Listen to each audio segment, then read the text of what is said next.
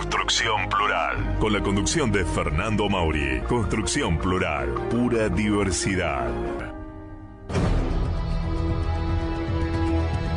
Muy bien, aquí estamos en Construcción Plural, los últimos 12 minutitos del programa. Lo tengo en línea Daniel Kipper. Daniel, muy buenas tardes, ¿cómo anda? Buenas tardes, Fernando, ¿cómo estás vos? Bien, muy bien, gracias por estar allí, por atendernos. Bueno, ¿qué tema vamos a departir hoy? Me habías propuesto hablar de Sí. extinción de dominio. Sí, señor, una norma que se viene en el Congreso, ¿no? Un debate, va. Que es un debate y es un debate muy complejo, A ver. porque mientras algunos sostienen que es una herramienta idónea y necesaria para que el Estado combata la corrupción, otros creen que va a ser una herramienta formidable de persecución política a los adversarios A ver. y que va a ser utilizado con esos fines. Y hubo antecedentes a lo largo de la historia argentina, quizás el más reciente sea de la CONAREPA, que en el año 77 crea el gobierno militar, que incautó bienes de adversarios y fundamentalmente de peronistas, la famosa quinta de Gaspar Campos, entre otros bienes, Sí. algunos de estos que luego fueron restituidos. ¿Y por qué digo esto? Porque es claro que el producto del delito, o el provecho del delito, o el bien utilizado para cometer un delito, debe ser decomisado. Sí. No puede quedar en el patrimonio, pertenecer al condenado judicialmente. Y esto ya está en nuestro Código Penal. Basta leer el artículo 23 del Código Penal para darnos cuenta que en caso de sentencia judicial en un proceso penal, el juez debe disponer el descomiso de estos bienes. Perdóneme, Daniel, esto en política ha pasado en un caso resonante, si no mal no recuerdo, el de María Julia Alzogaray, ¿no? Por ejemplo, en el caso de María Julia Sí, Alzogaray. sí. Pero el Código Penal tiene ciertas exigencias para que proceda el decomiso. Sí. Un proceso penal, una sentencia condenatoria, con todo lo que esto implica en la garantía del debido proceso. Es decir, acusación, defensa, prueba y condena para que proceda el decomiso. Sí. La ley de extinción de dominio propone algo diferente. A ver. Prescindir del proceso penal. Es decir, que se puedan quitarle los bienes, afectar el derecho de propiedad de una persona, de ahí viene un poco la idea de extinción de dominio, cuando se sospecha que es producto de actividad ilícita. O sea, no producto de un delito, sino producto de una actividad ilícita. Expresión de por sí muy ambigua, que puede dar lugar a varias interpretaciones.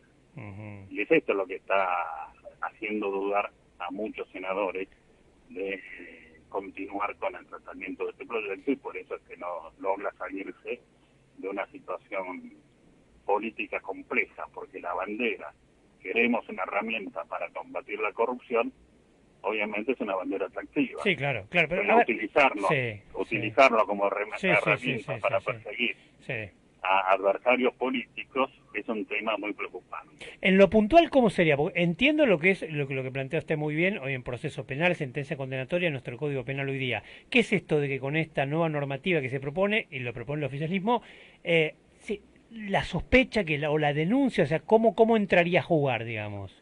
Y esto tiene un poco esta idea origen en el gobierno de Nixon, cuando Nixon le declara la guerra al narcotráfico, y dice, nos vamos a quedar con los bienes del narcotráfico. Entonces ahora la idea es, ante la corrupción, nos tenemos que quedar con los bienes de la corrupción. Pero el tema es, ¿quién determina? Claro, bueno, la primera parte está bien, estoy de acuerdo, pero el tema es quién determina. Claro, bueno. ¿Quién lo determina? ¿Bajo qué garantías? ¿Bajo qué procedimiento? ¿Bajo qué formas? Y cómo se va a estructurar el derecho de defensa. Sí. Es obvio que va a ser fuera de un proceso penal, porque en el proceso penal el juez puede hacerlo. Imaginemos que muere un presidente y sus herederos tienen bienes y se sospecha que ese presidente fue corrupto.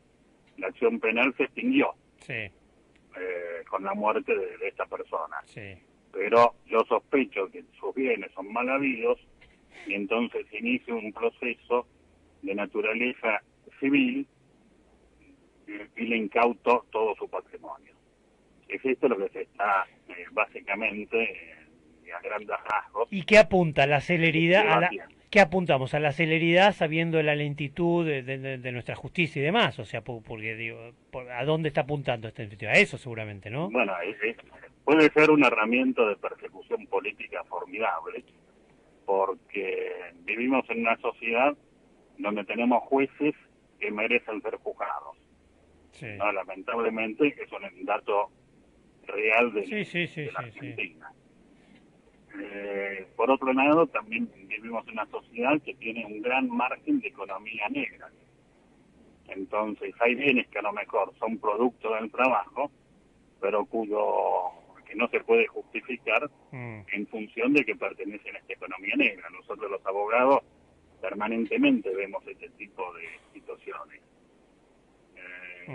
Y por otro lado, la definición de actividad ilícita es muy amplio. Actividad ilícita puede ser a lo mejor el distribuidor que estaciona en doble fila su camión a las 8 de la mañana para dejar mercadería y viola normas municipales. Eso puede ser actividad ilícita, porque en definitiva está prohibido por la ley. Pero bueno, obviamente... Se supone que no va a ir por ahí, sí. Pongo este ejemplo extremo de acuerdo. para darnos cuenta. En cambio, el delito es una conducta descrita en sus elementos constitutivos por el Código Penal. Esto parece, de la extensión de dominio, algo que lo que uno llamaría, si fuera en materia penal, un tipo abierto. Es decir, va a quedar nublado al intérprete, al que juzgue en definitiva, y a su arbitrariedad si procede o no decretar la extinción de dominio. Y no es un tema menor el que se está planteando, porque en la historia argentina, desde todos nuestros próceres fueron sometidos a proceso. Recordemos que la primera comisión investigadora data de la Asamblea del año 13, con lo cual vemos que desde Moreno, que ya había muerto pero fue sometido a procesos post-mortem, pasando por Bagano, Larrea, Marteu, Alberti, Paso, Rodríguez Peña y casi todas las calles de la ciudad de Buenos Aires, fueron sometidos a procesos a lo largo de la historia argentina.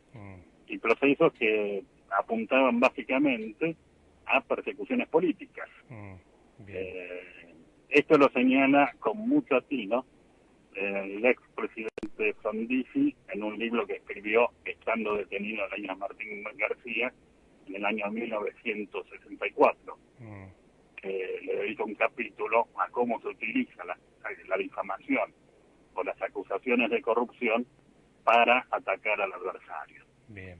Uno de los afectados por estas políticas de difamación fue Vialet Macé, que relaciona la construcción del dique San Roque en Córdoba, que le atribuyeron que se iba a caer el dique, que creo que hasta nuestros días cumple una función efectiva.